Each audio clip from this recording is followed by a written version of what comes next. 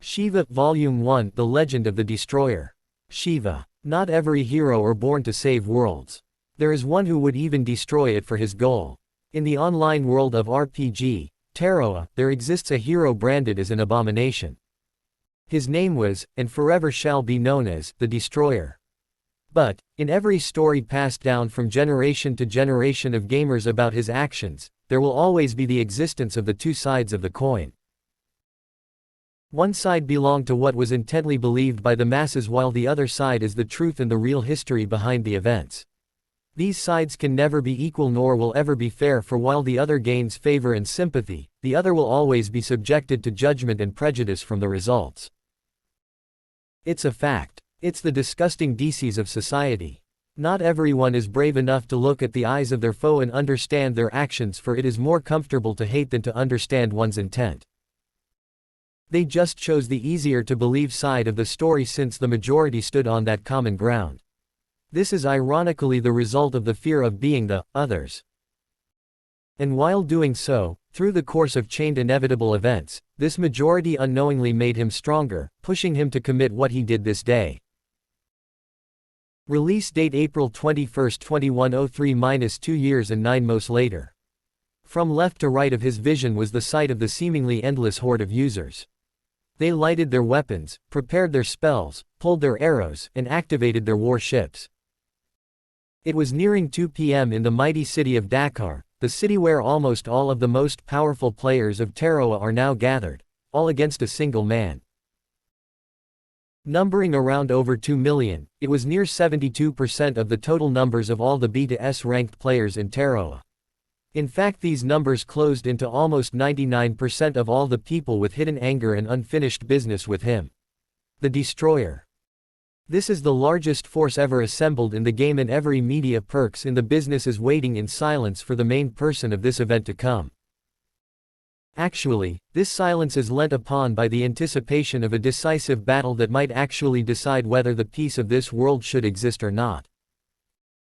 The Panorama Corporation, which created the game, had announced their support of this endeavor, but also told of their problem. Any avatar who dies in this battle will not be saved by the backup system anymore.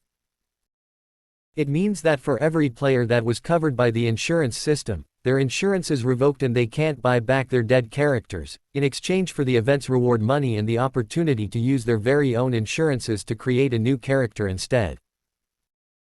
For weak-hearted players, this is such a huge gamble. But for those players whose careers have been more or less disturbed by the Destroyer, this is just enough of a hassle for them to finally end his meddling activities. His fame will end here. Their overall commander, a short man from the Tex race, the leader of the so-called the Union of the Six Federations Army, stood mightily in the elevated stage in the front wall of the city. The citizens have been evacuated, and this whole city that sized over 20,000 square kilometers will become a battlefield from just a few minutes from now, if intel is correct. A hot trail of wind was blowing from where they were facing, and the heat of the Sol had made the plains wet with the sight of hot sand. And just when the tension was rising to its utmost limit, and with all of their confidence in their numbers all but a smile in their faces, an information prompt on their visions popped up in a holographic display. You are inside the killing zone. Your defenses are reduced by 70%. Their smiles instantly vanished and their tensed faces bade the ominous threat of such ability. No magic nor armor could protect any person from his spirit, and that's what made him frightening. Of all the discoveries of the secret and hidden classes of fighters, his avatar's build alone was the sole player who had gained and actually exploited RPG, Terroa's only fault. He exploited the fact that this game boasted a freedom that no other game had ever offered, and used every nook the system had to offer to increase the affectivity of his ability. And with this, the players that awaited his arrival for the ambush looked around them for signs of his image. "Anything up there?" called Commander Jack. "Negative, sir," the officer in the watchtower inside the city answered on his communicator. "There's not a sign of his." Then, it happened. From 5 kilometers above them, the warships they thought was already overkill against a single man, exploded one by one as a bluish lightning strike traveled on them in incredible speeds. Jack's communicator echoed with reports from them, and along with it was the sound of screams of their pled to life. Pain is real in Terroa. And so when there is pain, fear will always be present. The feeling of being electrocuted is there in one of the Destroyer's abilities as such. He can wield 4 high-level elemental magic at which was already impossible to achieve even with the pioneer users of the game. Without actually dedicating monstrously large amount of time in research, practice, money, the effort to gather the materials and resources to design one, and of course, trial and error, one cannot achieve such progress in both invention and magical ability. One by one their ships exploded over their heads and they all looked puzzled as they trailed with their eyes how the blue lightning traveled from one ship to another. Murmurs erupted, some even started to cower and run, as the might of the so-called destroyer showed why he was feared all throughout Terroa. Fuck. Shoot him down. Shoot him down now. We can't get a lock, sir. He's moving too fast. Help me. He's a monster. Gwaa. Fuck. Jack had overused his contacts for this one. Summoning 8 warships just to kill a man was overkill no matter what eyes looked. Even with the already tentative 1.5M players who wanted to take part in the hunt, to actually reach 2M in total, it was already a feat. It shows just how much a wanted man the Destroyer really is. But with all impossibility that's in existence, this one right in front of him is one that was really hard to believe. The lightning strike stayed only a few seconds in one ship until transferring into another when it already exploded from inside. No matter what he did, it was really impossible, a very frightening feat a user, and not an NPC boss, could actually do then. When all 8 had already exploded, the blue lightning strike flew in a steady image in the clouds as if it was gathering strength into a powerful attack to the men below. As this thought entered his mind, Jack looked down on them all and gave a scream, "Get away!" As the image of blue light in the clouds came falling right in the midst of the gathered forces. At first there was an orange beam of light from the clouds. It wasn't too vivid nor too transparent, but to all whose reactions and perceptions were enough, the warning of such light gave them 2 seconds to run. Upon the third, a lightning strike hit the middle of the northern flank and the impact was followed by a thunder that echoed from around 3 kilometers. Dust and rubbles flew and the clouds covered an area of around 100 meters from the impact crater. As the smoke scattered, so is the smell of burnt meat. Those players knew that whoever was there in the area where the destroyer landed had been toasted to crisp without as much a fight being thrown back. This is how strong this person is. It's not just his killing zone, but the way he manipulated the magic junction system to create this magical ability was terrifyingly genius. Where is he? An angry bellowing voice came from the middle of the crater area and its raging tone was enough to put everyone in there, staggering, with some taking a few steps back. No one wants to meet a direct confrontation with this monster, for they know he was as strong as a whole kingdom's army itself. It was the reason why they gathered this numbers versus him alone in the first place. Where is he? He repeated the question. But this time, a jolt of blue lightning traversed the crater in several directions and it parted the dust clouds that covered him. For the first time after a long time, they saw how this global fugitive looked like. A man dressed in black slacks and white long-sleeved polo shirt, long black layered hairstyle that flowed brushed up, and a black mask that covered the upper part of his face, a domino, with distinctive edges to highlight the contour of his face, which was his sole redeeming factor. And that dominating presence that could trample any soul. It's him. The man that destroyed Alexandria, ruined Jeremiah, and decimated one city after another, on his way to this region. And always shouting for the same thing over and over again. Where is my brother? 6 random lightning strikes traveled across 6 directions and whoever was hit by that attack burned, if they luckily wasn't dead crisp like the others. What are you doing? Jack shouted on them. Kill him. Kill him now. On the order, the players all had their unified screams as they attacked him from all directions. Arrows, spears, fireballs, ice paths, and many more kinds of attack flew at him as the target only did a step and then vanished from their sights. When he appeared next, he was already above them, in a spat of rage that everyone felt in their cold spines. The destroyer dived down like a pointed tornado, with players being thrown away by the collision from his strike. Those who held high-grade weapons tried to meet him, but they were only met with catastrophe in a form of a black sword-piercing attack. Blood graphics and gore spilled all over him, and the once elegant man in white formal wear had now fully transformed into the Destroyer. This is the image they all knew. The person covered in blood of those who he defeated in battle, and still had the eyes that said he will continue more. This is how the game called Terroa came to be known as the world made of battles. Never stop hunting, was its motto after all, and as such, right at this moment, the conservative players who only wanted to take part in this event for the fame to gain backed out when they finally realized what grave mistake they had utterly made. Cold magic flew as the Destroyer swung his sword, a reminiscent of the Tier 4 magic spell, Absolute Zero, that freezes anything the spell was cast upon.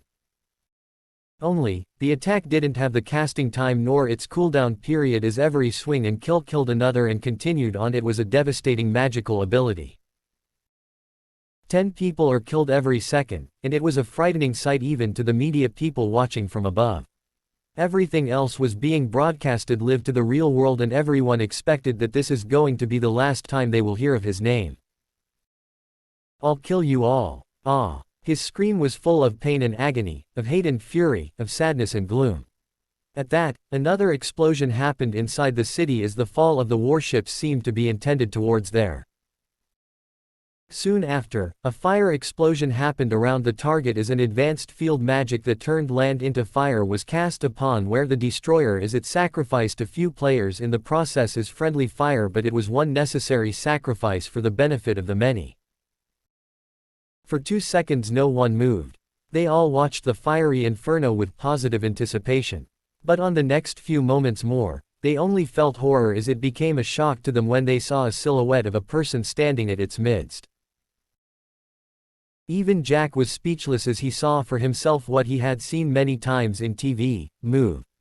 Kill him. Don't give him a chance. And as if to answer his call, the black sword that the Destroyer had became white in the flames as if it was feeding on it while his whole body was still in fire like a blazing armor. He raised the sword and swung it down. It froze the caster and everyone around him, and the fight earlier on initiated once again. Fire and ice met, they melted and froze, bodies were burned and frozen, screams bellowed, and the voices of those who fell in despair echoed in their ears. But it's only a matter of time before he gets tired. This thought made Jack smile as he ordered for the rest of the men to converge on him. Use everything you got. Don't think about friendly fire and just kill him and bring him down. Fog started to form in the battlefield, spreading from just over 100 meters from the fight until reaching half a kilometer in diameter. And just when it finally reached where Jack was located on the wall, a kilometer away, a buzz on his communicator device rang in his ear. There, IR. The communication line was static and the line wasn't clearly heard.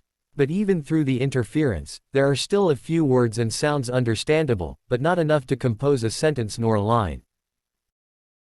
What? He tapped the device on his ear. What are you talking about? I can't hear you clearly. IR. Out. Ow. I can't hear you. Jack shouted, and so he walked out of the foggy area and into the higher place, where the arbalist cannons rest. Hey HQ. Say that again. Plasma, field, get, men out, now. Jack tried to patch the sentence, murmuring. Plasma, field, get, out, air, now. Did he mean plasma field?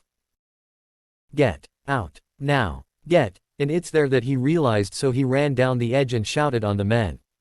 Get out of the foggy area. The warning came too late. And there came a static.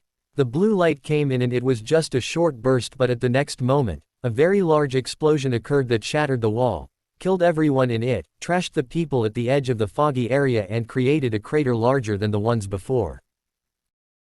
It's even bigger than the foggy area itself, since the impact strike was around 1 kilometer in diameter or even bigger. Adding the blast radius and the explosion's impact itself, that rattled everything close to 100 meters, Jack's mind rattled when he regained his bearing. In Jack's vision, a total of 600,000 people died in an instant. And at the middle of it all was a single standing silhouette, slowly walking, making its way towards the now broken wall. Mouths agape, whispers were delivered, murmurs and whispers echoed around Jack. The weak-hearted ones started to run away and some of them who had flight gears at the ready even started to fly away. To save what remained of their careers, even if the price was to surrender all of their high-end equipments and money, they did the only rational thing to do at the moment. To run away from the man considered to be an invincible existence in Terra. 600 people had just died in a single attack. Logic foretold, Siva was more than just a monster. God, he was a god. Good Lord, who is this man? Was Jack's subconscious prayer. The Destroyer. Siva, he had the fighting sense of a warrior born 700 years ago during the Middle Ages. He has modern intelligence of that which was born in the 22nd century. A man who can trample over those 600,000 players in an instant, is a man who views this game on a different light. Brother, he's looking for his brother. As Jack realized this, he also asked himself that important question, who is his brother? Not even the strongest known monsters in Terra was able to do this much damage. No, not even the dragons that had appeared so far could do that much damage to an entire army. And yet this man did the impossible. Jack trembled. Because in the dusty fog that housed the silhouette of the man, were eyes, more frightening than the scariest demon monster created by the Neuralink device's special graphics engine. Those were the eyes that transcends in-game quality of a death experience to teach people the realities of war, of the reality of fear. Death is an ugly thing and it was always part of war. And in order to save the world of such reality, all technologically advanced countries scouted genius scientists and engineers to create the world of Terra. But through them all, the Panorama Corporation, a game company, was the one who won the right to publish it, and with this great invention, even the Unicorn, SAAC, the Union, and the Euro-Atlantic Federation back in the real world had acknowledged their success. They supported the project and aborted the impending World War IV. But then again, this is just a substitute place for Earth to do war. This is just a game. A recreational area. A place where people can relieve their stress, let go of the shackles of a pyramid society, and have a fun adventure that is impossible in the real world. And yet how? How is this person able to instill fear on these men? The thought was unbelievable. This person wasn't just randomly spouting that nonsense about his brother. Is he really looking for him? If so, for what reason? No answer dawned on him, no matter how Jack thought. But through all his thoughts, one thing is for sure. This man will destroy Terra until he finds him. Siva, Volume 1, The Legend of the Destroyer. To a friend who will never be with us again. We had our violent times, we crushed chips, we dreamed, we shared drinks, beers, watched movies, *D up gates and got *D up after, violated walls with spray paints, kissed other people's girlfriends and kicked their boyfriends' faces, wonder when that happened, punched the faces of each other, tattooed each other's skins, erased it in the end because we can't find work with it, played basketball, hated it even, danced in the rain naked, chased girls, yeah, naked, let's see what else. Yeah, we miss you Sifu *ku for leaving us man, we haven't even shared that promised beer after my work. Yeah fu *ku. And rest in pieces cause there ain't beer in heaven. He. Siva, Volume 1, The Legend of the Destroyer. The characters, places, events, companies, and other elements in this story are all fictitious. Any similarity to any real person's living or dead places, happenings, fictitious characters, and/or establishments, as well as any mentioned history and references in this story are all coincidental and not intended by the author. That includes the inventions patented or not mentioned in this story. The Art of War, and all passages from The Art of War, were of its respective copyrights, and the author gives all credits to its great teacher, Sun Tzu. The Planet Salvation and the stories included in the Planet Salvation series were all personal original works of the author. Its name and all its titles are copyrighted under the law. All individual references mentioned in this story belong to its creators, and the author sends his greatest, most heartfelt thanks for creating such characters that this story had the opportunity to be created. Copyright 2013 by John Ethan Redcliffe, all rights reserved. No part of this book may be reproduced in any form or by any other means, or stored in any database or retrieval system without permission from the author or the publisher. Any reader who wishes to quote brief passages in connection with reviews or inclusion in any other agenda should give the credits to the book and the author. This story is made through passionate writing for the benefit of its readers and supporters. It is free and the author does not charge any money to anyone upon reading of its contents.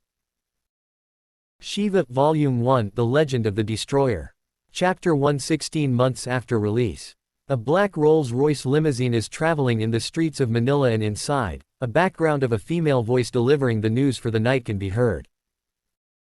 Staring outside the window of his luxurious silver-wheeled, black-tinted vehicle, his eyes marveled on the nightlife of the city. It was buzzing with life and excitement.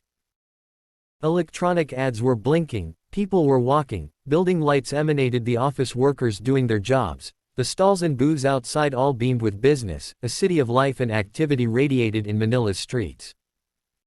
A smile emerged on his lips and the expensive suit he was wearing emanated its splendor from the traffic lights they were passing by. This place is alive, he told his two companions, facing them with a contented expression.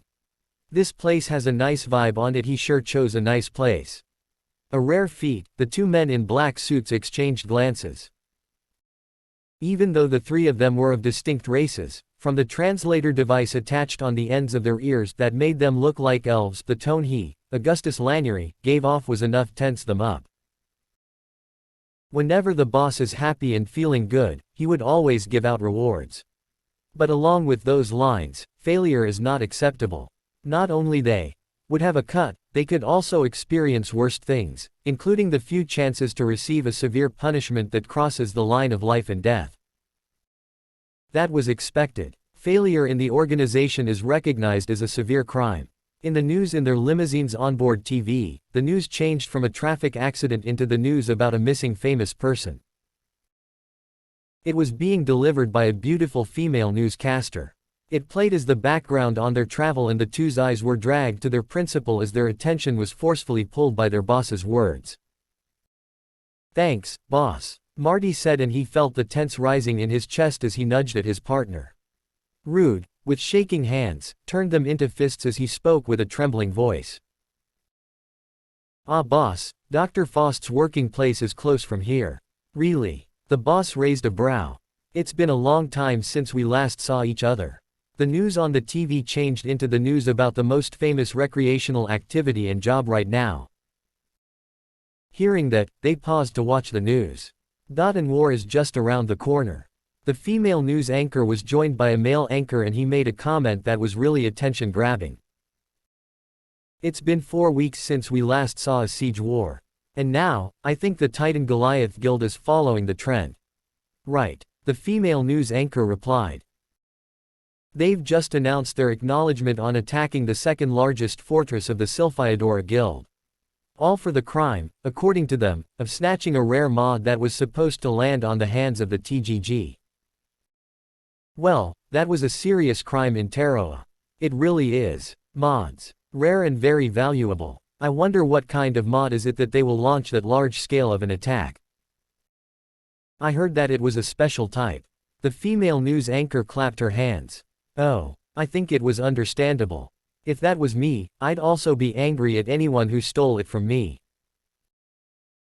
"Well, we can only look forward to this event."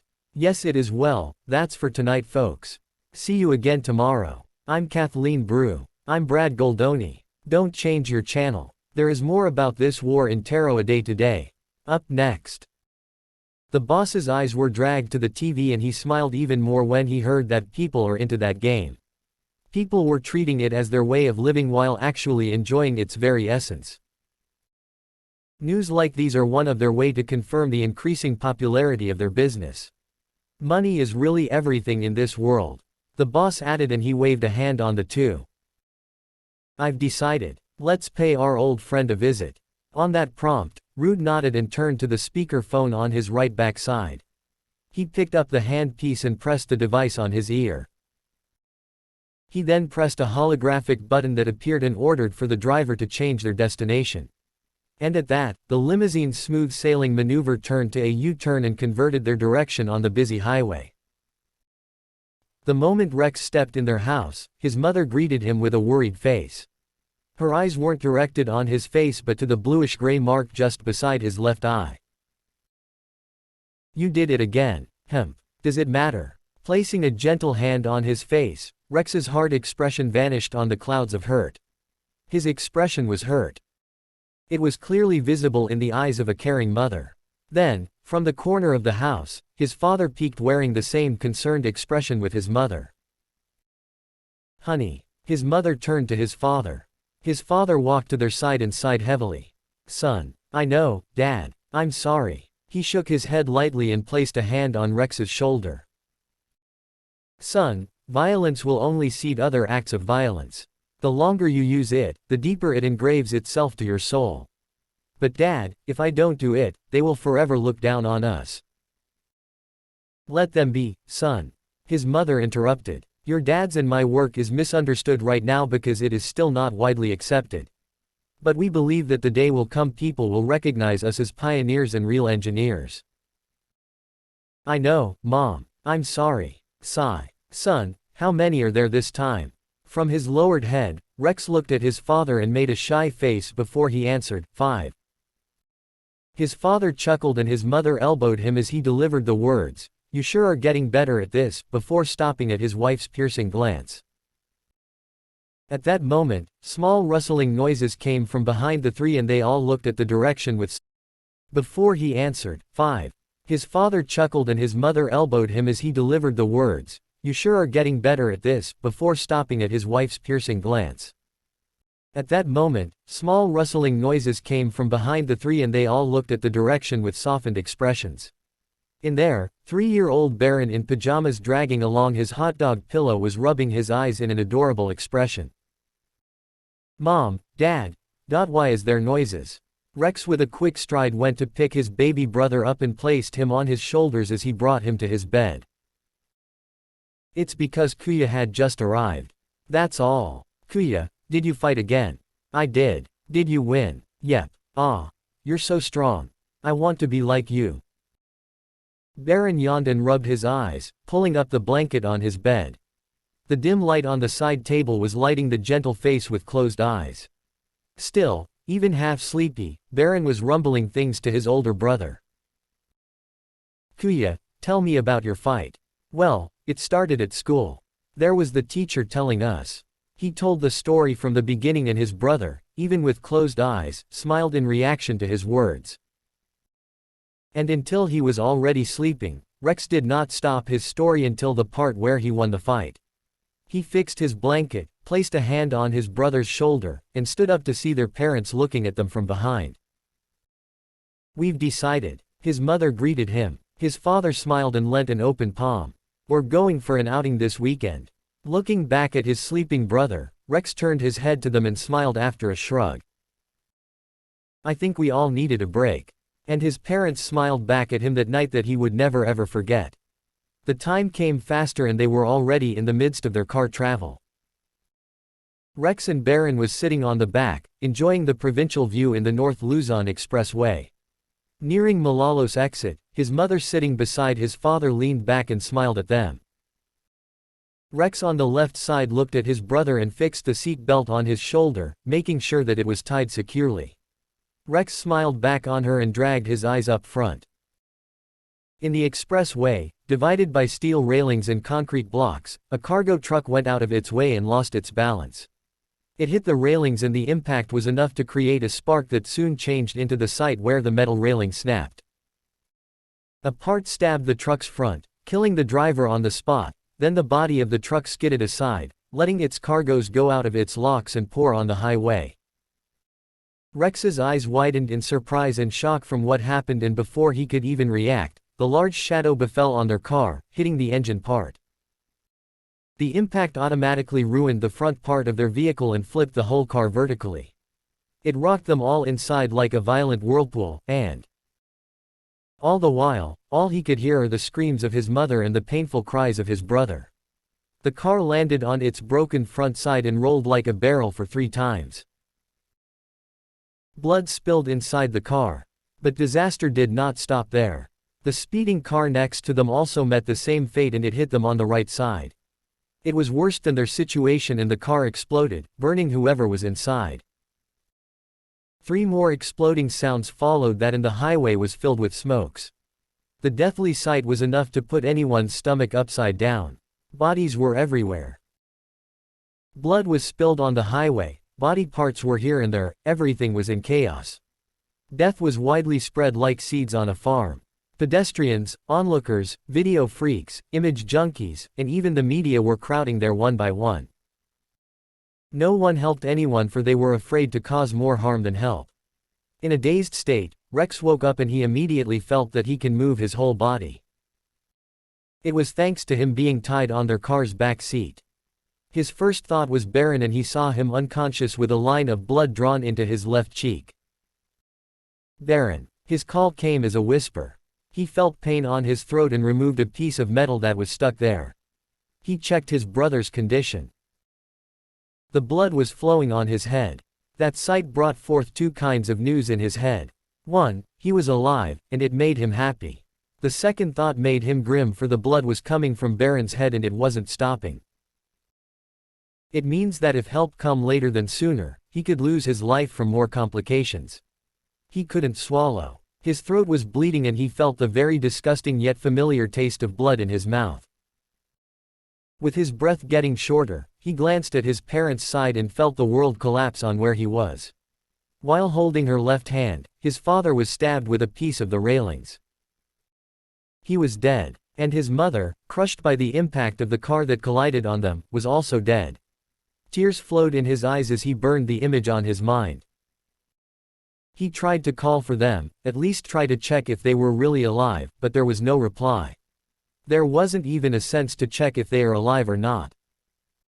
His father had been skewered right to his body and basing from the dent on the passenger side. It would be a great miracle if his mother would still be alive. He cursed the fact that he knew that.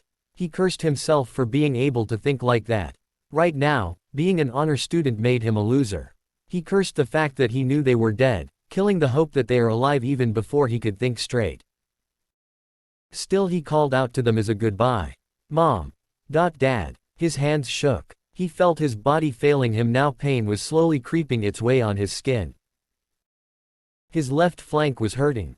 A metal bar had grazed his body, creating a wound that seemed like it was a faucet for blood. His vision was getting hazy. Still, he moved. His only goal now was to free his brother. He tried to remove the lock but the impact of the car had damaged the right side that it was impossible to reach for the lock. Looking around, he saw the shrapnel he pulled earlier in his throat and picked it up with trembling hands. He tried to cut the seat belt. The sound of liquid flowing from somewhere entered his ears and he knew from the smell that it was not water. He quickened his pace, cutting his finger and the belt at the same time. The flames started to crawl its way from the burning car to their direction. In his peripheral vision, he could see that the red flames of death were slowly walking towards their direction like a swaying zombie. There are still people alive here. Rex heard voices from outside. Help. He tried to scream but the pain in his throat was enough to stop the words in a whisper. He puked blood to clear his mouth along with the tightening of his breathing. He swallowed but the pain was even greater so he just kept on his activity while letting it all flow out his mouth like a drool. His hands were filled with his own blood, but the belt was nearing its limit. Finally, it snapped and he grabbed Baron, embracing him, checking if there were further injuries he had sustained. Upon knowing that aside from the head injury, there was nothing more to worry about, he tried to open the door to his side to escape. Shish. It. The door on his side was locked with the piece of metal that injured him. The door on the other side was also useless since the burning car and its dead driver was there. The smell of gasoline entering his nose was enough to cause him to panic. With no other way out, he punched up, hitting the back window. There is still hope. As he thought of that, he punched and punched until his fist bled more. His left arm was hurting like hell but he endured and kept holding his brother. The window cracked, still he punched. When he had created a hole in there, a civilian suddenly appeared holding a piece of metal. Get out of the way. The man screamed. He hit the window and it shattered. The man pulled Baron and Rex up, his body in bloody complexion. The man pulled them to safety, screaming to call for ambulance. In the midst of that, Rex glanced back and saw that the fire had made its way to the gasoline line on their car, and he quickly protected the man who held Baron as a reaction to the impending thought. Get down. Siva, Volume 1, The Legend of the Destroyer. Chapter 2. After the sunset, when he came to, he was looking up into the ceiling, into the white LED light that shined throughout the room. Where? He stopped before he could even finish. No words came from his mouth and he felt pain crawled its way to his neck. He dragged his hand and felt the bandages. A tube was directly put into his mouth and he could feel it extending up to the depths beyond his throat. A feed, he thought. It was a nutrient and oxygen feed, a modern scientific method of giving life support to a patient with inability to swallow and even breathe. Looking around, he saw a red blinking light on the wall along with the machines that supported his life. Then he heard the door opened with a bang, with a nurse running with a frightened expression towards his direction. You're awake, the nurse cried. You shouldn't be awake. Rex raised his right hand, his left hand was in cast. He tried to make up a hand signal, but the nurse only reached it and placed it on his side. She checked for the machine and her expression grimmed. 2 more people entered and one of them looked like a familiar doctor. Even though he can't speak, he could clearly hear what they were talking about. Basing on that alone, Rex's thoughts jumbled off. He shouldn't be awake. This is impossible. The doctor shouted. Give him a sedative and make him sleep. His mind is still in shock. As he heard the words, the second nurse pulled a syringe from the small box she carried and the first nurse caressed his head as the other pressed the liquid into the feed on his arm. The first nurse pulled a pen light from her pocket and checked the focus in his eyes. Rex followed its movement and the light went off, slightly blinding him while the nurse kept on speaking. It's all right. Relax. Sleep. You're in a shock. With no words and his consciousness slowly being drawn to oblivion, he summoned all his strength and moved his still able hand. He grabbed the nurse's arm and she looked at him with a surprised expression. Ron. Rex endured the pain in his throat and spoke the word with clear eyes. The nurse stopped her resistance and instead, with a now real caring touch, stroked his hair with teary eyes. Your brother is all right. He's safe. You saved him. Hearing the news, Rex released the grip and relaxed his stiff neck. His breathing calmed and he ignored the rising liquid on his mouth. The other nurse, upon seeing the red liquid, moved in a panic and the doctor yelled, giving off orders to her. The nurse who received his grip looked at the peaceful expression on the now sleeping patient and she unknowingly clenched a fist in front of his chest. Seeing her teary-eyed expression, the panicking nurse nudged at her and pulled her to accompany her upon the doctor's orders. What are you doing? She exclaimed. He might be dying. He won't die, the nurse said and wiped the forming tears on her eyes. His will is too strong. What are you talking about? The accident just happened the other day and yet he was already awake. And you know what he whispered to me? What? Her smile became brighter. Baron. He spoke his brother's name. At that, the two of them stopped and looked back on the direction of the said patient's room. That's impossible. We just fixed his throat. How could he? That's why I said his will is too strong. Damn. He endured the pain to the point that it bled. He cared for his brother that much that he was willing to cross the line of life and death for him. On that word, the announcement voice on the hospital rang and the two of them moved their feet towards the direction where they should have been present a few moments ago. We must save him, the second nurse said. Yeah, we must. Rex wandered his eyes the moment he woke up. No words. No actions. Just his eyes probing in the white room filled with machines and the green and blue blinking lights on the wall. The tube on his throat was gone and what were left are the IV stand and the nutrient dip. He checked to feel for his throat. There were still bandages in there and the feel of its slightly tight application was choking him. He moved his hand and the green light in the wall blinked red. When he had successfully loosened the bandage, the familiar face of his nurse entered the room. You're awake, she said. This time, she wasn't frightened nor in any grim expression. I guess it's about time. How? Rex gargled on the sand, dry feeling on his throat. He touched his throat and tried to sit, and the nurse helped him. Thank you. Don't force yourself. As she spoke, she gave him a glass of water from the side table. From that action alone, he knew that he was already far from critical condition. You've been sleeping for the past month. I know you must be worried about your brother. Rex stopped from drinking and turned to her. Where is he? Though the voice was still hoarse, with a few pinch of pain in there, Rex ignored it all and continued on. Don't talk yet. You can only go as far as drinking water, but your pharynx has been damaged severely, affecting your speech. From here on out, expect that your voice would change according to how you heal yourself. Worst case, it might be like this forever, so please don't use your voice for now, it's still in the process of healing. Rex nodded and held the glass tighter, lowering his head. He's all right. He's in the OR right now. She said the words with a layer of worry and sadness. The expression she wore made Rex felt anxious, and so he grabbed her hand with as much force as he could. He himself saw the once slightly muscular arm became skin and bones. Still, with as much little force it may seem, the look in his eyes was enough to stop the nurse from resisting. She understood very well what those eyes meant. Where? The nurse pursed her lips as she saw how Rex was enduring the pain in his throat. But his eyes told her otherwise, and she felt hurt by those gazes. It felt so heavy that she averted her eyes. He's in a coma. Hearing the news, Rex snapped from his bed and stood up with swaying motion. He went into the door and straight outside. The nurse got into a panic and dialed from the room's intercom. She followed him and tried to stop him, but there weren't enough strength on her pulse that she was rendered weak by a swaying patient. Rex ignored the hurting joints. His left arm was covered in cement and right leg was also in cast. Still, like a zombie in the hospital, he never bothered to be stopped and went straight to where the OR is. He knew this place well, like the back of his hand. This is the place where his father and mother had worked once. They were the brightest of doctors when it comes to the mind.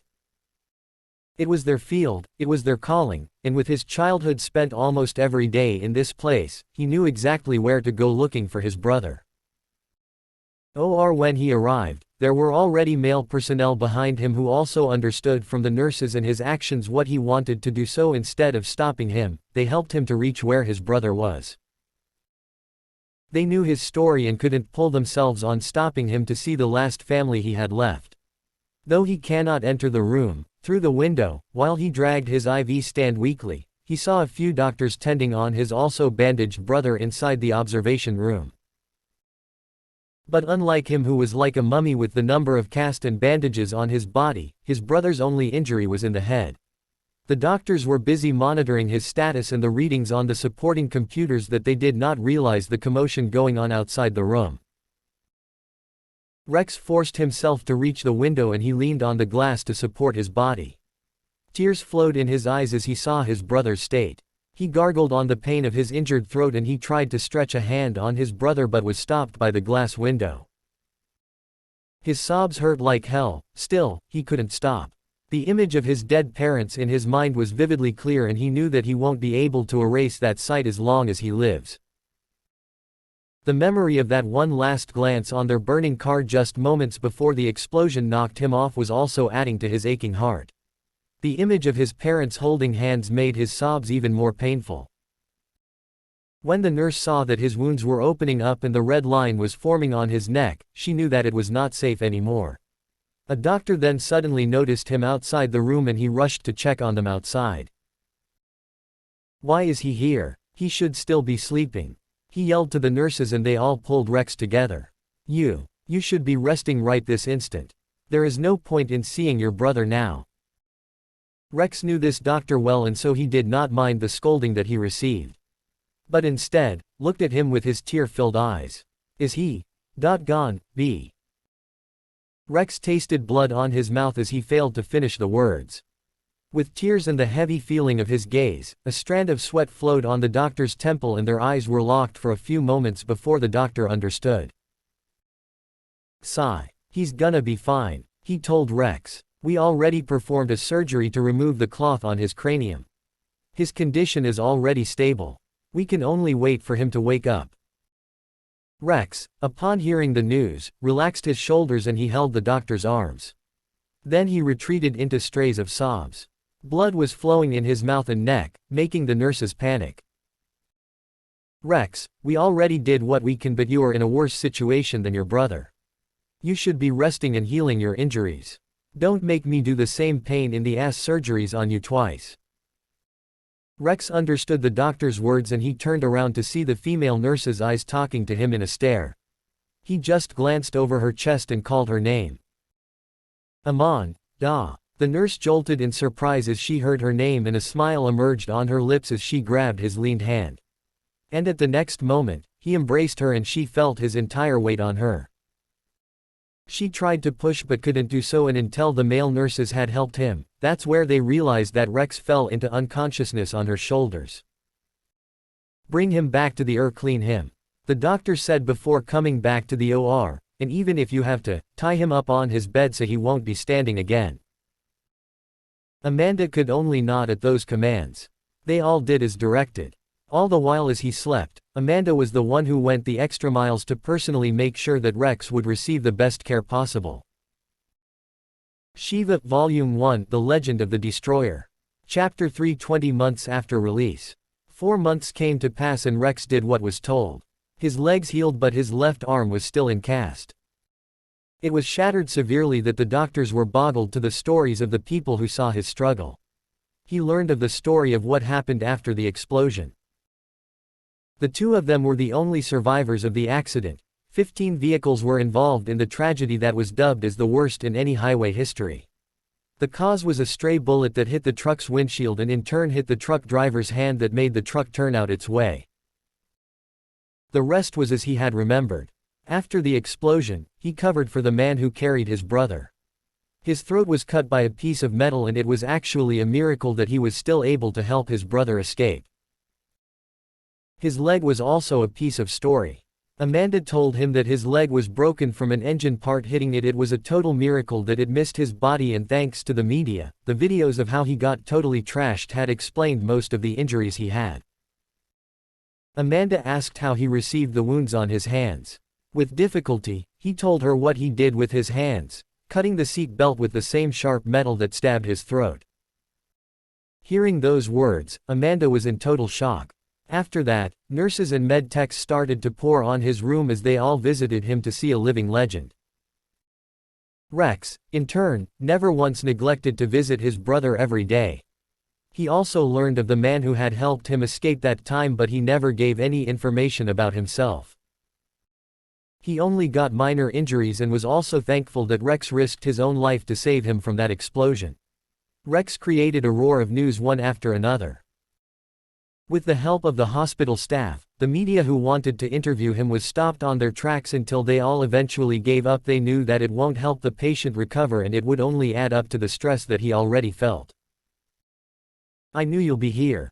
Amanda asked and brought a drink to the standing Rex. Come, it's time to rest. Is it? Rex turned his head. Then he stared back to his sleeping brother. Visiting time is already over, and only thanks that they were in the same hospital that he could visit him twice in the same day. Yes. How are you feeling? Rex reached for his throat. Although there were almost no pain left, what he actually touched was the large scar that was sure to leave a mark in there. Better, he said. All thanks to you. Amanda did not hide the blush on her cheeks as she heard the words. She covered his face with the file tray and forgot the medicine packs that were there. In turn, it all fell on the ground and she knelt down to pick it all up. Surprisingly, Rex also helped her. Their hands touched and she stopped and moved back. But Rex wasn't minding it and she pouted to see his still reaction. And then from behind, the doctor came and stopped. Rex turned around and saw his face. Uncle Faust, he called. Can I talk to you? Yes, sure. Rex replied and Dr. Faust prompted for him to follow, leaving Amanda with a fleeting glance to his back. In his office, Rex was reading a set of papers. Financial papers, regarding his brother's care. His papers all had the green pass stamp in their background, but his brother only had one of them in their papers. The rest had the red unpaid in there. But not only that, there were still some papers with information that he did not understand. Rex, I know this is going to be hard, but hear me out. My parents' medical insurance, our insurances, isn't it enough to pay for all of this? It is, Dr. Faust said in a straight, worried face. But only for the next 2 months. The life support machine is a different issue. Rex read the paper speaking of the life support machines. He was shocked to see the 5 numbers per day written in there, and he knew that it wasn't a lie. He spent his toddler and younger years in this hospital, and he knew the doctor well, like a real uncle. He won't lie to him because his father and Dr. Faust were good friends. He knew that Dr. Faust was the one who took care of all the necessary papers when the cargo trucks company offered their help on their bills. But in case of her brother, they could only offer half of it since it was also a personal treatment. He knew that he needed help, fast. 2 months. Rex, do you know of someone who can take care of this problem? No. Rex shook his head. Ever since I can remember, we never once had a relative visit the house. You knew that as well. The doctor remained silent. Rex was right. As far as Faust can remember, their only family was the staff of this hospital. 5 years ago his parents were scouted by a certain famous electronics company to pioneer the development of a gaming console. It was rumored that it would push the gaming experience given by the already superb performance of the Dream Rift device. A year and a half ago, the said project was released, and because the idea was still new, and the daring plan of the said gaming company earned a lot of criticism, his family earned the spiteful attitude of all those around them. But right now, the once criticized game was slowly becoming the latest trend. There are others more who was also going out with their same concept, but it was his parents' work that was the only one recognized as the most secure of them all. The said project was virtual reality. The device that his parents developed was called Neuralink device. Its purpose is to use the brain's dream wave patterns as a means of access to a world created by a central server computer. In the gaming history, there were lots of attempts on creating that dream-like experience, and the closest is the Dream Rift, where aside from the sense of touch, smell, and tasting, seeing and hearing the game world in a superb 3D rendering was its #1 pull. Gamers all around the world became excited with this, and so it became the trend for all game developers. But then, after 5 years, Dream Rift slowly lost its edge, and the craving of the gamers for the ultimate gaming experience became so insatiable, it forced developers to the edge of their seats. And so, 5 years ago, they scouted geniuses amongst geniuses on every kind of fields and tried to develop the ultimate gaming machine. Rex's parents were among them. They are the prodigy of modern neuroscience, and they were recruited to the team from the same people who developed Dream Rift. Using the mind as the medium, the texture and quality of the preset created world would appear to be almost real. And with that, a second life in a different world was created, and all of the hungers of the gamers were met. That world is then dubbed as virtual reality. Since then, Faust never had news of how it went until he received the news of its release over a year ago. This family, who had never once talked about any relatives, meeting this kind of accident is just purely heart-wrenching. It was devastating news. I'm sorry, Rex, the hospital management is strict on this. Rex dropped the papers and closed his eyes. He endured the throb on his temple and the increasing heart rate on his chest. No, doctor. You already did what you could. I am already in your debt as it is. I will try the bank and check if dad and mom's savings accounts would have enough. All right. I will give the permission to let you go, but you won't be alone. You will be accompanied by a nurse. As the day passed, Rex was preparing to leave when he heard a knock on the door. Come in. As he spoke, the door opened and Amanda came wearing casual red shirt, a sleek miniskirt paired with an everyday kind of jacket. She looked dazzling in street clothes, simple yet beautiful, and Rex's eyes were glued on the clear curves that her clothes emphasized. Is it your day off? No, she replied with a bright smile. The doctor asked me if I can accompany you, so I told him yes. Lies. A second voice came from behind her, and Amanda jolted to see her partner, the medtech Alice, entered the room. Alice. Alice made a smirk. She was the one who pestered HMFFFFT. Ahahaha, don't listen to her. She plays too many games so her brain is a little bit jumbled with reality and fantasy. Alice pulled the hand covering her mouth. Fwa. And here I came to tell you to take care only to hear you say such lies about me right in front of my face. But you came spouting nonsense first. But it was the truth, you stalking freak. I'm not a stalker and I'm definitely not a freak. Yes you are. No I'm not. Yes you are. No I'm not. Alright. Girls, shut up and let the patient prepare his way. Head nurse. The two turned their heads to the direction of the door and saw a bulging woman holding a paper in her hand. The woman went past through the two and gave the paper to Rex. It's been signed. Show this to the guard and they will let you pass. Just make sure that you come back before night. And eat well. Rex received the paper and smiled. Thanks Nana Mendez. Hey, when I was younger, you calling me that made me mad but now, well, take care of yourself child. You're still not well. Then she turned to Amanda. And you young lady, oh I knew what you did last night. And I am telling you to do your job properly. Lowering her head and pouting, Amanda nodded and Alice was in the verge of laughing. If you're ready, we can go now. Rex said and the two went out of the room. Moments after the two had left the hospital grounds the head nurse turned and faced Dr. Faust who was also looking at the window towards their direction. He grows fast. Yeah. With a long sigh, Faust held a picture in his desk and in there was a family and the hospital staff. It was a picture full of life. At the middle of the picture was a boy wearing a lab gown that was too big from his elementary size. To think he would grow up to be a strong kid. His parents would be proud of him. Martha Mendez could only nod to that. Looking at the papers, she checked the details of the investigation regarding the accident. And it came directly from the investigators who investigated the accident. He went so far as to defy death. Yes, replied Faust and he checked a video on the holographic display in his desk. The video was about Rex who was punching the back window of the car with his bloody hands. Then a man came and helped the two. He inherited her kindness and his bravery. The old nurse looked at him and then to the video. Her expression softened when he saw Rex's bloody state when he got out of the car. Such accident, why him? Why them? As she spoke, she wiped the tears that formed in her eyes and sobbed softly at the handkerchief on her hands. Accidents happen, Martha, it can happen to us all we can only be thankful that he was still alive and was able to save his brother. Rex, he grew up to be a splendid man. I just hope we can help him more. The hospital is strict on these kinds of problems. Not even him being his father's son can be saved from the financial world's cruelty. We've done our best, Martha said and handed down the signed paper in Dr. Faust's desk.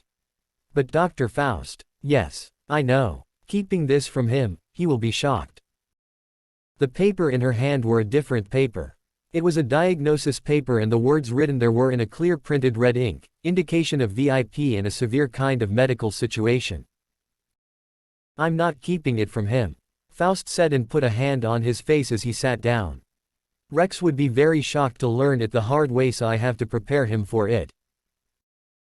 Baron, he's too young. He will live, we will do what we can. How cruel. After all these years.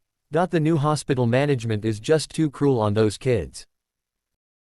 It's business for them. Faust's voice was stern. I had personally experienced this kind of cruelty before and even if we say that he was Kingsley's son, money is the real fuel that drives the world.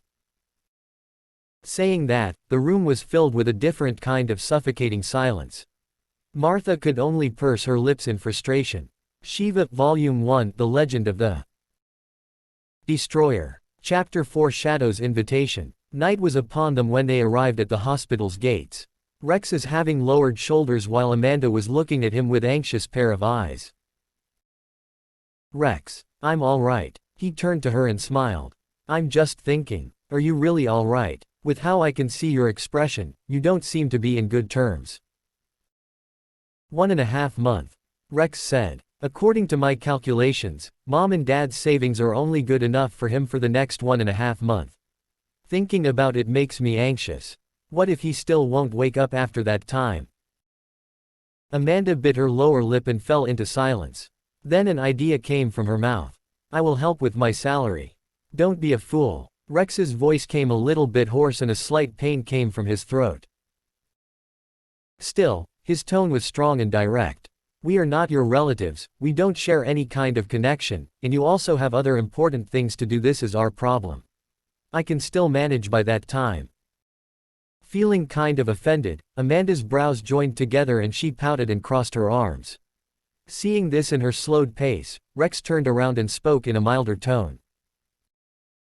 I'm sorry, I yelled. Look, it's not that I don't want to receive your help. But it's just that you've already done too much out of your line of work to help me. I just don't want to feel in debt to you for some reason. And even if you tell me that it wasn't any kind of debt to be paid, I would still feel the same way. But, besides, not only you also need to spend your money with your family, it's still too soon to say that I might really need your help. For the first time in a while, Amanda saw a smile on Rex's sober expressions. This sight also brightened up her mood and she went to his side close enough to almost make anyone think they were in a relationship. Rex was a badass type.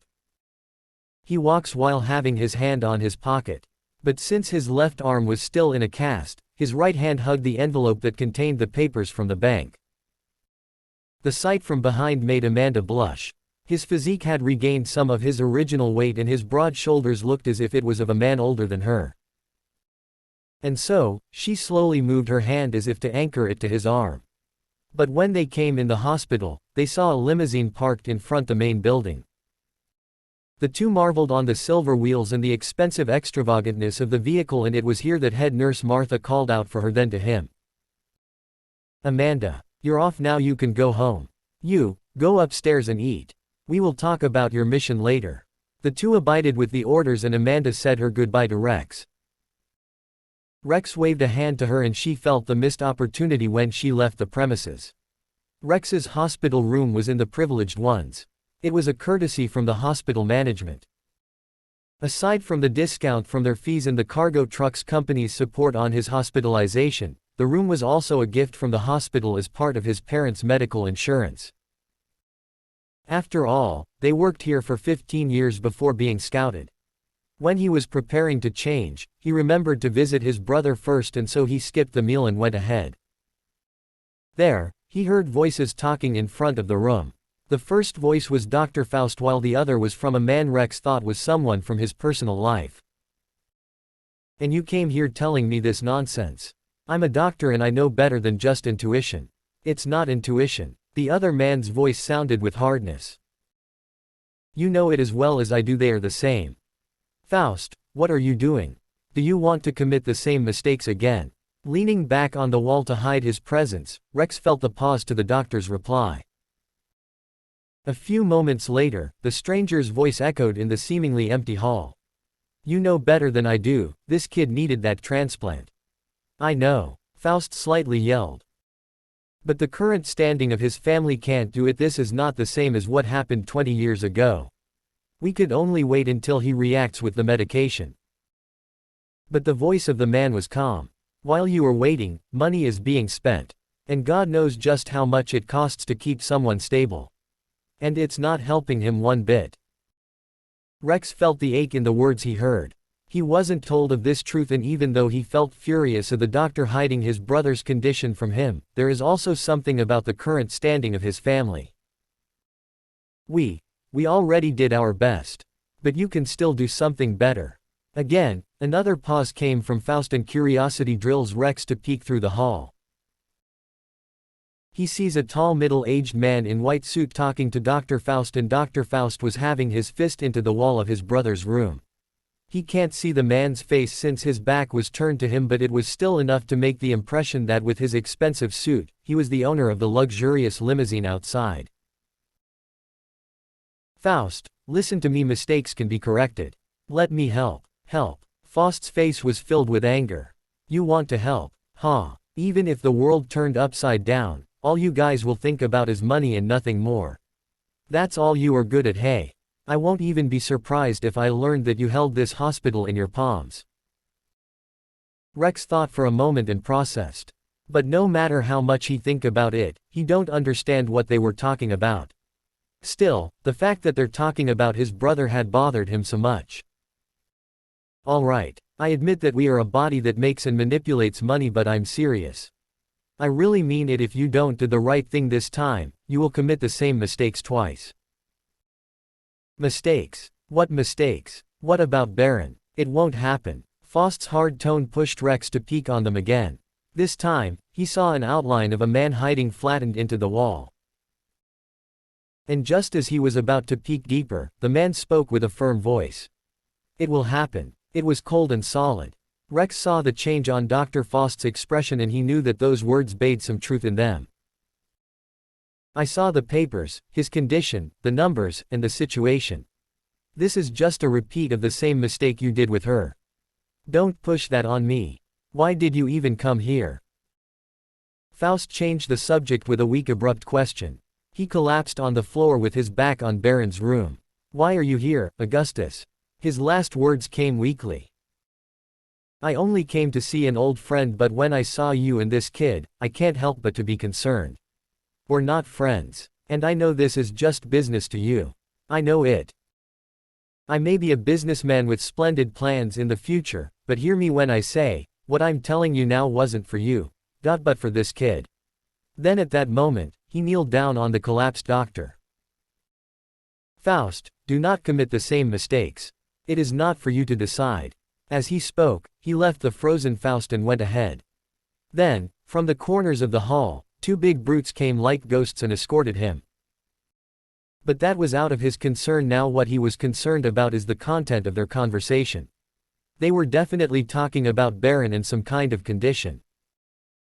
Faust knew something was up, and yet he held it a secret to him. Clenching his fist, he turned around and rushed towards the entrance of the building. Even though he was still unable to run, even though his right leg was feeling a kind of tingling pain, he ignored it all and did what was warned of him to never do. He ran. There, he saw the three men about to board the limousine and yelled for them. Wait. The three men turned to see him. His two guards immediately tried to protect their principal, but the man called Augustus pulled their arms and let the rushing kid spoke. Wait, please. Augustus let the kid catch his breath and studied his complexion. I do get the feeling that you were listening to us earlier. Hearing those words, the two guards' brows twitched and one of them even raised a brow to the kid. The patient you were talking about is my brother. Ah. Augustus studied Rex's state and spent a few moments to stare at his casts. How? Sad. Short, concise, true, plastic. Rex felt all of these on that short reaction from the man. He meant it, but in a way that it sounded a bit awkward, leaning to the direction of an unrealistic reaction. What are you talking about? About my brother's condition. The man tilted his head and shook it sideward. I don't know, kid, I'm not a doctor. And the man turned his back to him to board the limousine. The two guards bade him a last glance in silence and the engine started to roar. But then, the window opened and Rex saw a small shining golden card on that small opening. Rex picked up the card from the hand and read it. Call me. A number was displayed below the words. That was all. As the limousine drove off the hospital grounds, Augustus was staring at the face of the kid who said he heard them speaking in the hallway. That in itself pricked his interest. And not one of you noticed him? He asked the two. Marty was feeling a trembling from his knees as he answered. Yes. I was the one guarding your back, but I never noticed his presence. He couldn't be from the front side. I was there. Rude seconded. True. Augustus smiled. I myself is guilty that he sneaked up on us like that. He's incredibly light on his feet. Seeing that smile, Marty and Rude swallowed. They knew they have a fault. When people like that are able to escape their detection, it means that their security is lacking. And with that fact, the principal could have been killed. Security lapse, there was no other kind of explanation to this. And so to confirm their suspicions, a glint in the boss's eyes told them that a punishment is on its way. Rex went inside and headed straight into his bed. Feeling tired, he laid his back there without changing and looked at the golden card on his hand. The light reflected from the ceiling revealed its expensive make, and he wondered just how much it cost for this one single card. Surely, it's not given to any ordinary person. He remembered who he was. Businessman. Money maker. A big-time person who can manipulate money and know his brother's very sensitive condition. Standing up, he went straight to the door only to see it open and Dr. Faust's face greeted him. Siva, Volume 1, The Legend of the Destroyer. Chapter 5, Goldwind City. Silence was filling the room and it was awkward. Faust holding a few papers, Rex reading some, and them, not saying a word was very awkward in a way. Finally, Rex held down the papers and heaved an angry sigh. And what was your plan on keeping this a secret to me? I am his only family left.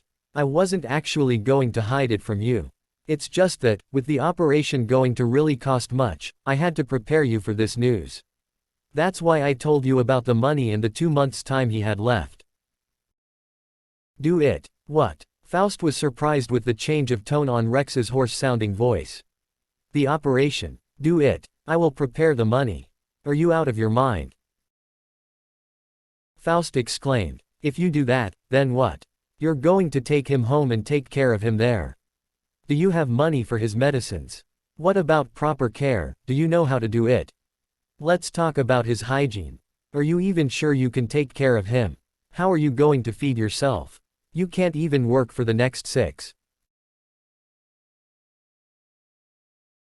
months of your life, not even for the next year after you heal yourself.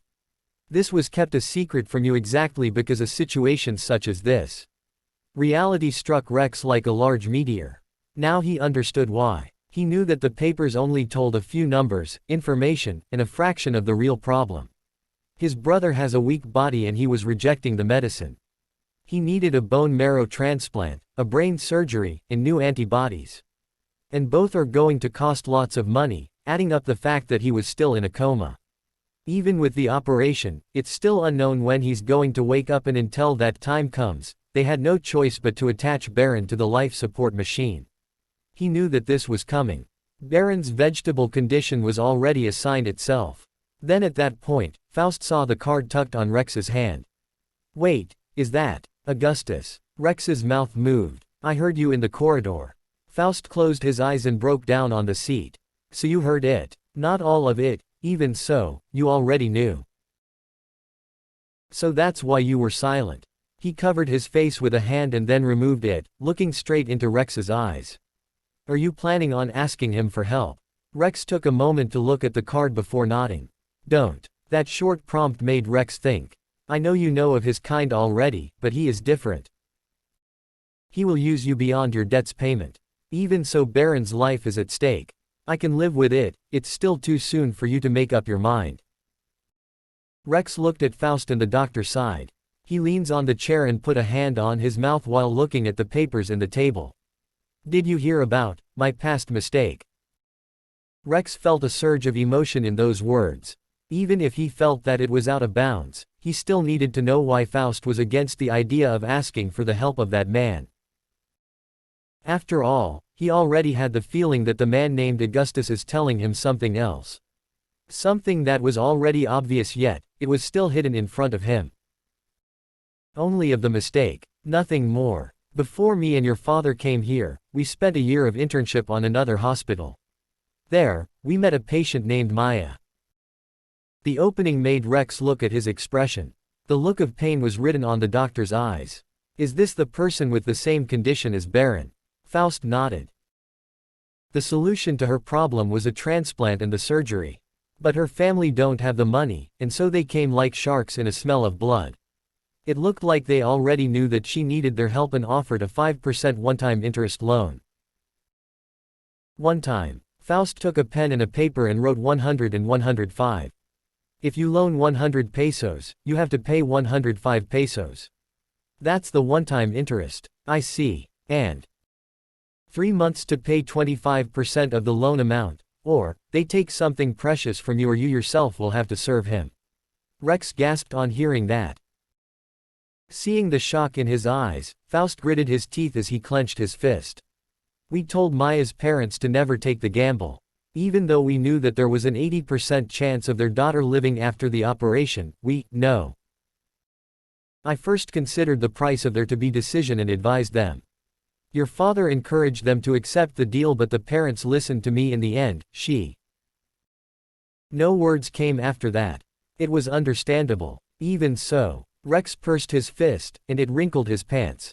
My brother's life is the one at stake here. But what are you going to pay them? I will serve under them. Even if it takes years to pay them, I will do it. I just want my brother to live. But you will be sacrificing yourself. I don't care. Rex yelled it out this time. He is the only family I have left. I don't want to lose him too. I saw my parents die. I don't want to lose the only family I have left. Rex burst into tears and he felt the pain on his throat again. Still, the pain in his heart imagining losing Baron too was more painful 100 times over. The thought of not doing the right thing even if he could do something was intolerable. Even if he had to pay a lifetime of servitude, if his brother could live, then he would be happy enough. Rex, you can't stop me. Rex interrupted before Faust could even finish. If I had to die to let him live, then so be it. I have died once, I'm willing to do it again. Their eyes met and Faust knew that whatever he says now won't reach him. He was only 19 and yet he was already standing on his own ground. Faust knew that he had already made up his mind. The kid in his memories was gone. The person in front of him now is Rex, who braved imminent death and lived, used his own body to protect his brother, and even made sure that he was alive before really taking the cure to himself. He was a man who made the impossible possible, all for the sake of his brother. Faust thought, if he made it this far, then probably, he could bear the incoming lifetime of servitude. He closed his eyes and sighed. I will call him, he said. And that night became one of the longest nights Rex ever had in his life. The next day, Rex was sitting beside his brother while he held his tiny hands in his. You will be fine. Kuya will take care of you. Rex looked at the blinking green light and heard the sound of his pulse rate. He wished as always, even how small it may seem, that there would be a reaction from his words. But Baron remained unmoving and only the sound of the machine's beeping replied to him with its monotonous sound. Then, Faust knocked on the door. Rex nodded at him.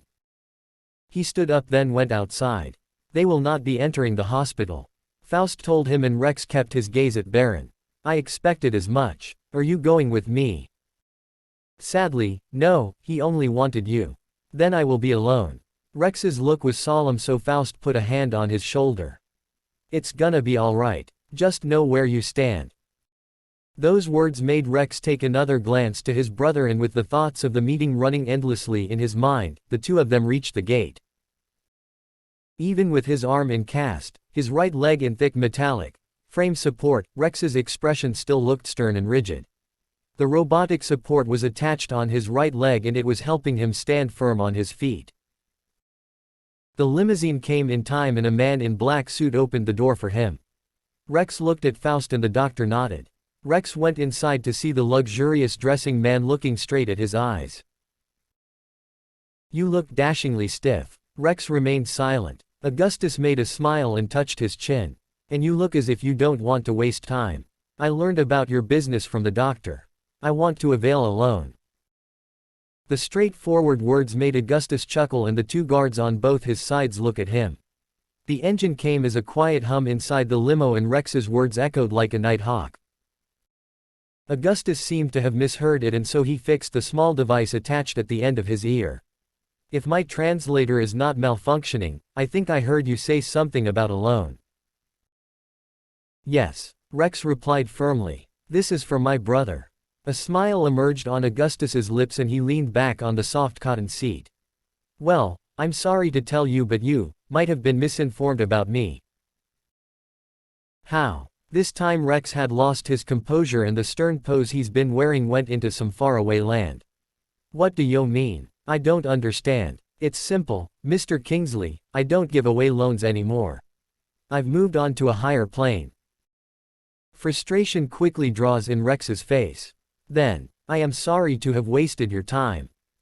With all his composure broken, Rex changed to a distorted Mirror, with a voice layered in a hoarse, broken metallic sound. Don't worry. Rex raised his head in surprise. I do not want to offer you a loan, but instead, I want to offer you a job. You are a lucky man. The reason I gave you that card is that you somehow picked my interest. Congratulations. You just earned a privilege to be launched as one of the pioneers in your country. Pioneers. He raised his tone. Pioneers of what? On Rex's question, the person on the right side, a bald brute with black eyeglasses, gave him a paper, and the other guy, the bearded man, pulled an expensive-looking pen from his breast pocket. That's a waiver. Let's not waste time here. The job I'm going to offer you will give an advance payment. I am a generous man, after all. Rex saw the sincere trickery in his eyes and felt a chill touched his nape. He did not sign the paper but instead read its content and asked, "What is the job?" "You will know that in our destination. Meanwhile, fill that up and keep the paper. You learn of the job in just a few minutes from now. Give it to me after you have decided. If you don't want the job, you can always throw it away so we can live with our own comfortable lives like nothing happened." Calm, composed, imposing, authoritative. Rex felt this all in the man as he opened his arms wide and said those words as if a preacher on his religious group. This man knew of my situation. He knows me. He realized that he was being played from the very beginning, and it was his mistake that he showed an opening on his behavior.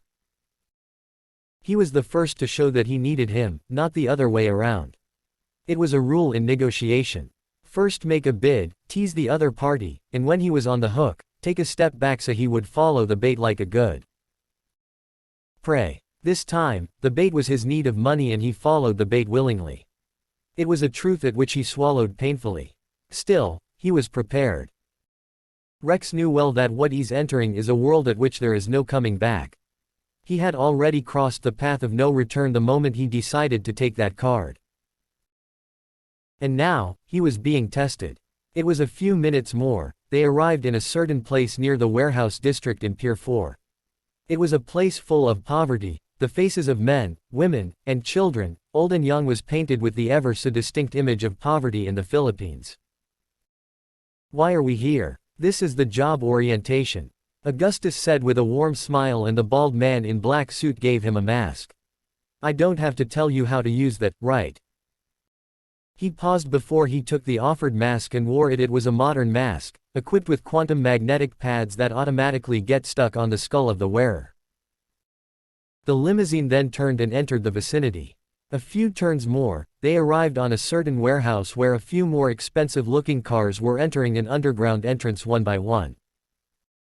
When it was finally their turn, all of them wore the same masks, but Augustus wore a black-colored one, in contrast to his all-white, red tie and red shoes expensive outfit. A fully armed guard opened the door where they are, and the guard was holding a hologram panel. He checked on them one by one, and to where his eyes placed, the device that he held on his hand let out a distinct blinking sound. When he had already checked that all of the passengers of his limousine was cleared, he nodded and saluted on Augustus, closing the door in a straight move. After that, they went on more for about 5 minutes of ride in an underground floating highway. "Is this place still in Manila?" "It is," answered Augustus with a smile.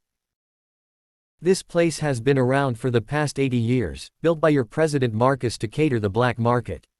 It once helped in founding the economy of your country to where it is now. When it finally served its purpose, it was then forgotten like a toy and was used instead by our organization."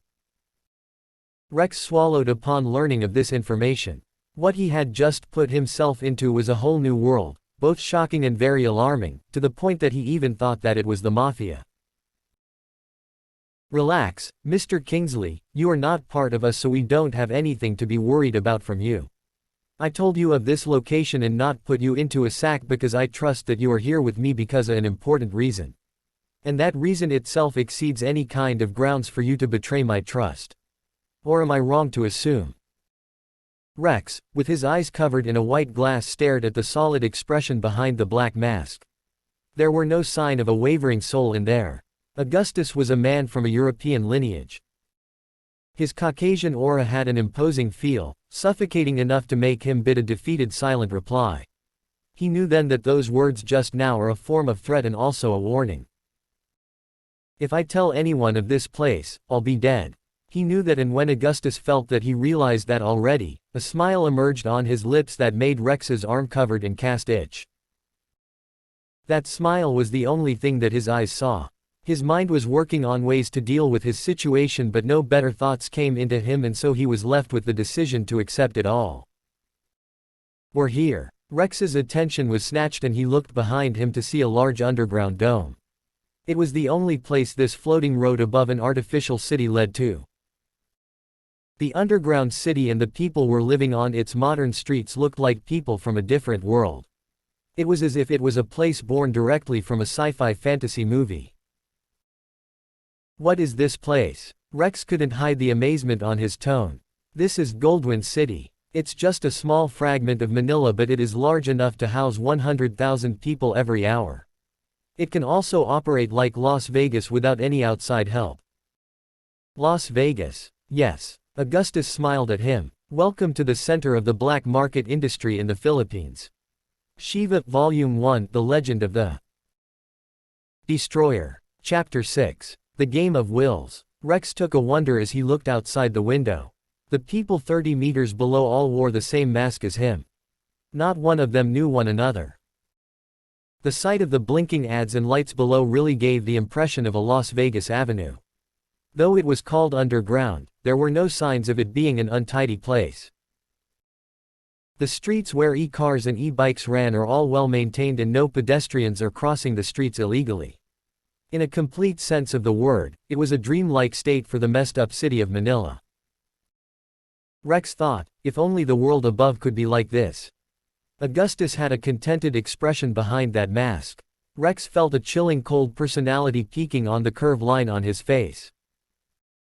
It was as if this man's soul is a deep well that runs no end, abundant in resources, yet, he never cared giving away any of it. It was as if he exists only to sprout envy, wrath, hate, and gluttony to the men that surrounds him. Unknowingly, he dragged his eyes on the man on his left. The bearded guy was intimidated by that smile, and that gave Rex the impression that his thoughts were right. They arrived in the dome and he saw other men and women in their own colorful set of masks. They were all looking around, a proof that, like him, it was also their first time being here.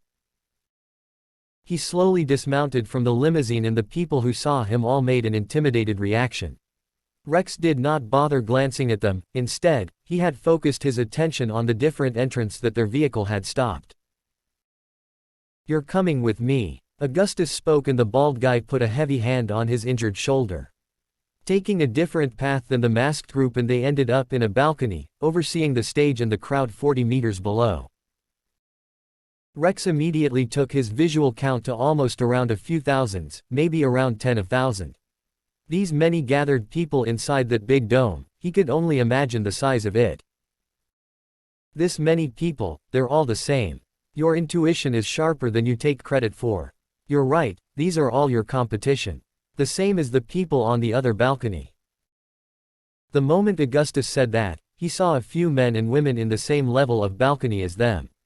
Their balcony was in the slightly middle to the right of the center, where a woman in a white mask was standing behind an old man, also in mask, in extravagant dotted coat. It may seem that the cloak itself was made from countless skins of dotted animals.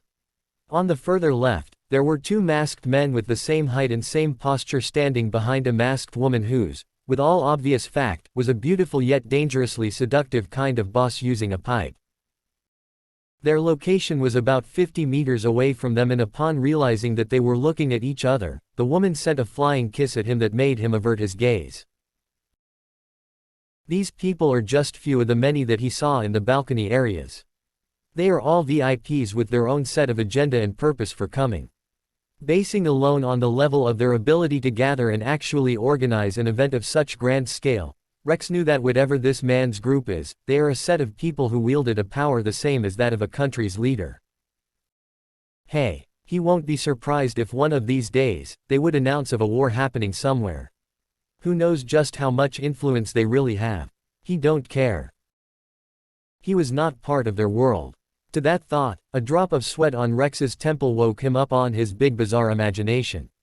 As the crowd made their noise, the lights inside the dome turned off and they all went silent. A holographic countdown played on the stage, but in truth it was directly fed into the masks they wore. The audio was clear, and as the countdown reached 0, the real actual content started to play. It was a video that which Rex was fully familiar about. Terroa, he uttered silently to himself. From the starry-filled space the video showed, a bluish planet just like Earth came with its moon. No, it was the camera itself that traveled fast and then slowed down on the blue surface of the planet into the clouds, into the wide blue sea. Traveling into the lands above forests, plains, mountains, and even passing through a horde of herbivorous-looking fantastical animals, the sight of a planet open for all adventurers to discover is being shown. The moon was slowly covering the star, and Rex looked at Augustus's back, for he already knew what was coming next. He had seen this one many times in TV and in the ads in the streets. This is RPG, Terroa, the virtual reality game that his parents were hired to create the Neuralink device for. Technically, it was a game created for the Dream Rift console, but due to the changes, it was converted into the now trending VR MMORPG genre played in his parents' invention, the Neuralink device. But his anticipation was shattered.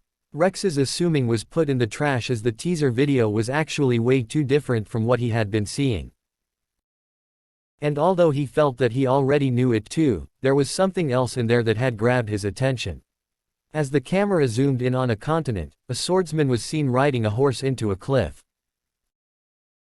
He stopped, and the view of the clear vast green land was breathtakingly beautiful. The people below all held their breaths at the same time. A blue-wide river flowed and divided the green forest, and from the angle of the camera, it looked like a snake traveling towards the endless horizon.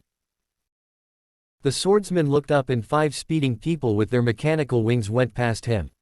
The scene then changed into a scene inside a castle where those 5 men were like jets making an aerial show. This too, Rex knew, was part of Terroa. It has a flight engine that allows players to experience aerial travel on a limited time. When this game was released 1.5 years ago, it was one of the features that earned a positive feedback.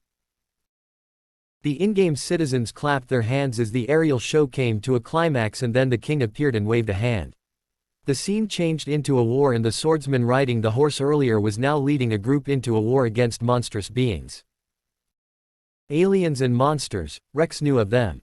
This is the enemy that the players must defeat to gain materials and money in the game. There were no actual levels in Terroa.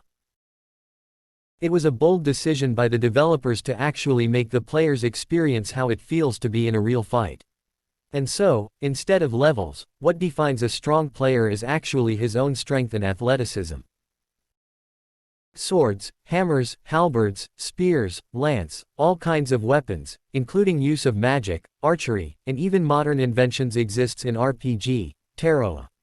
Its story revolved around a new living frontier for the humans that was then discovered as natural habitat not only for monsters, but also to a race of humans that uses magic. Terrans. These people, when the humans came, had a natural enemy, the Legram Alliance. And they too, ironically, were the humans' enemies that forced them to search for new living frontiers. Eventually, the 2 races of carbon-based life forms joined forces, while all of these creatures joined forces as well. It was this storyline that created a boom in the gaming world. History, religions, artistic rendering, the places, familiarity with elements and some sci-fi things, and the inclusion of the periodic table of elements in a game was a real masterpiece. The diverse world created by RPG, Terroa introduced a vast universe of limitless possibilities. Throughout the 1.5 years since its release, Terroa's secrets and feats were unraveled to have only reached about 8% of publication. Meaning, with all its vastness, only 8% were actually discovered. Bold and daring, not only the experience was real, but players can also make real money inside the game. Real money. Real cash. As he thought of this, Rex looked at the back of the person who dragged him to this place. Rex wasn't a player of that world, but he knew how it worked since his parents were the ones who developed it. He could not count how many times they had told him to try and enjoy their work. But he still rejected the idea because at that time, he was busy defending his parents' honor. So, if the job that was supposed to be his job is this, then he may have been in the wrong place. The video ended. It was just a few revelations of a few new feats and Rex felt that he had seen just the normal stuff inside the game. One reason why his interest was not pricked is because of the fact that the reason why he's been into fights defending his parents' work is because of the developers' bold decision to make the game 90% real. Not only you can earn real money by playing the game, build things just like in real life, and actually fly like a bird with the same principles of physics applied both in the game and real life, but you can also get hurt real bad inside that game. For him who's been through thick and pain in fist fights, there was just no sense if he add more pain to himself inside the game. Plus, inside Terroa, once you die, your character is forever deleted. Ladies and gentlemen, welcome. Rex heard a familiar voice. A masked man appeared in the stage and his face was displayed in the large holographic display above the podium. I won't ask if you liked it or not, but if those of you who are already familiar with Terroa, you might notice that some of the things you saw there, doesn't, or quite rarely exists in the actual game. Some of the people below nodded and Rex himself was also taken in deep thought. What did he mean by it doesn't exist in the game? All of it exists inside the game. Can anyone give me a few things that he noticed? The man lent an open palm. A few hands raised and he selected a long-haired female wearing a mask. The swordsman in the beginning. He was using an imbued sword. She yelled. Yes. The man on the stage exclaimed excitedly. You are correct. By far, there was no imbued sword ever seen in the game. Can someone tell me why? As he asked, a few hands were raised again and so he selected another long-haired masked woman. It is because an imbued sword, once broken, is lost forever and so with it, the tendency of the mods imbued on the sword to be lost or stolen is high. Ah. Rex let out a small sound. That's right. Mods, magic ornamental device, are attachments that give out special abilities to a player, or in rare cases, to the weapons and equipments. In Terroa where there is no actual level to determine old from new players, mods can change that fact and can create a large difference when it comes to fights. Since science and magic can make up the difference in strength in the game, if a player wished to lighten up his cargo, mods are a big help. For example, to achieve the ability Quick Step, with no mod, around 50 plus types of materials, 400 plus items, and lots of money is needed to invent the equipment to enable a player to use the ability. That in itself was a hassle because of many reasons. 1. A player only has 200 slots in his inventory for the items that he needs. Any equipment consumes 5 slots. A typical user's headgear to his footwear are normally a total of 5 sets, so that's already 25 slots. An accessory consumes only 2 slots, but added that a total of 15 accessories can be worn at the same time. If the player is a conservative like the mages who's weak in close combat, he'd have his eyes, all his fingers, ears, and arms filled with mana-boosting accessories. Although there is no limit in numbers of a single type of item, aside from those, everything else take up 1 slot in inventory space. But still, even with that big advantage, the number of items that can be stored in the inventory is limited. 2. Gathering resources and materials is no joke. Rarity, classification, difficulty, and even the hassle expiration dates are ones to be considered. For a simple equipment that gives out the Quick Step ability, a single swift step closing a 10-meter long gap, the materials on making the equipment itself takes an absurd amount of time to be gathered. If a player wants to prolong its expiration date, he'd have to freeze the items. And aside from the default private stash that has a fee of Z100 per deposit attempt, paying a separate fee of Z500 per day for the freezer is still a big cut on someone's earnings. Especially if he's a noob. 3. Equipments that has abilities cannot be used that much in combat for they have low durability. Weapons are a separate issue, but equipments, like the footwear with the Quick Step ability, once used to kick an enemy, might shatter or totally break. They may provide comfort, but they are useless in practicality. And so, mods, if worn, attached, or imbued by a player whether to his equipment or to an accessory, can actually boost his abilities and save lots of issues. Even a noob with a quick step mod as an earring or bracelet can defeat a long-time player or any mobs who doesn't have anything but weapons and armors. The only good thing those equipments does is provide protection from physical attacks, but in terms of ability, the mod holders held the higher throne. A player can use those skills to take up the advantage in a fight. And so upon seeing that there was an imbued sword, not only it was a waste, like that woman said, but it was also a large handicap, since once a sword broke, the mod itself can also be lost. And for reference, mods, though divided into 4 categories, were all but a huge issues inside the game. Rare mods has over 200 plus types, ranging from physical improvement to feats such as night vision. Though these feats can be replicated by inventions, having them can become a huge advantage, since you can hide them from plain sight, unlike invented devices. And each type of rare mod has at least 1,000 each, or even more, if not less than just a few counts. Special mods are those with specific purposes, like the use of strong magic.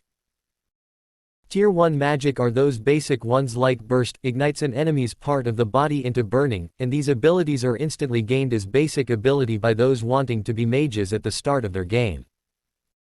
But Tier 2 magic, aside from being able to be created in the enchantment shops, are those special mod types that was an upgrade of Tier 1 magic. And that's not all. Aside from magic, higher abilities and feats like airwalk are also available in this second type of mods. There are over 100 types of them, and each type has only 100 available mods. Then there are the legendary ones. There are only around 50 of them, and each type of these legendary mods only has around 10 for each type. No records have yet been discovered of these mods, for if they are known in the public, hunters are surely to come their way and kill them for it. Mods, after all, are items that drops once the owner dies. Finally, there are the unique mods. There are only 20 of them, as announced by the developers, and each one is unique, and there is no one that has the same type of mod. That is why it was called a unique mod. Like the legendary mod owners, unique mod owners never announced themselves in the public. And then Rex suddenly thought, is this the job? All the hairs in his body started to rise as a sudden cold chill touched his nape. The cold traveled on his skin and extended throughout his body as he saw the same cold smile emerged on the speaker's lips. Yes, you are right. Except that what you saw is a legendary H-class item, Excalibur. The moment he said that, exclaims could be heard escaping from the crowd, and all of them knew that what he said was true. Excalibur, it was a legend that was discovered just a few months ago. A certain hunting team discovered a place that was infested by ranked monsters and Type 1 aliens. In short, it was a place impossible to go hunting alone, or even with an entire guild without any kind of mod equipment.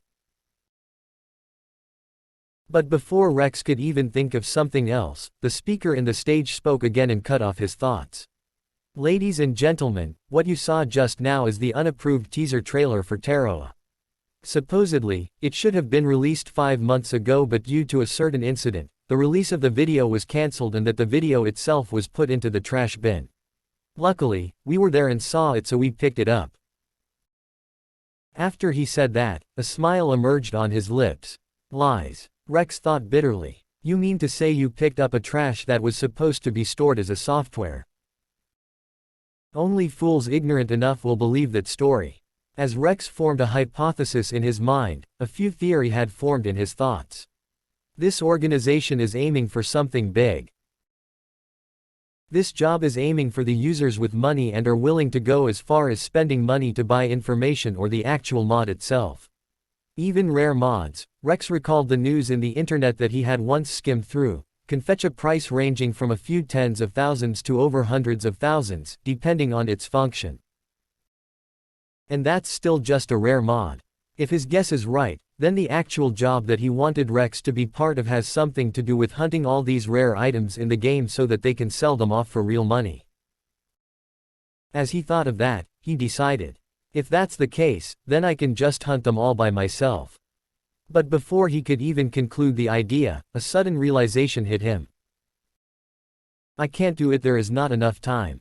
It was this crucial fact that made him grit his teeth. And as his thoughts became the words in the speaker's mouth, Augustus finally turned around too. Face him. They had heard what they needed to hear, and so the curtains on their private balcony closed off along with the sound outside.